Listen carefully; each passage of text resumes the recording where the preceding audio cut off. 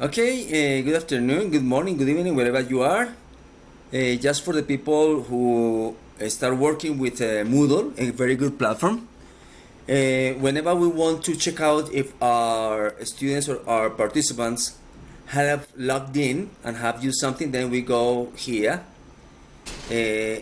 As you can see, okay, here, as soon as you go into your course, into your class, you see on the right hand side this icon for configuration.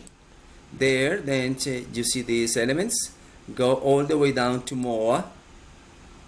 Click there, and it's going to display these elements.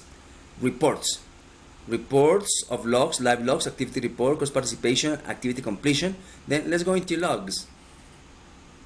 And here you are going to be able to choose if you want to have the report of all the participants or just some of them. Okay, for example, in my case, I'm going to ask my own report. All days, all activities, all actions, all resources, all events. Then I say get these logs, click here, and voila, voila, voila, voila is here. The same for all the students if you want to. And that's all for the reports. If you want to know what time, how long, what they did. Okay, I hope this is useful to you all. See you next time.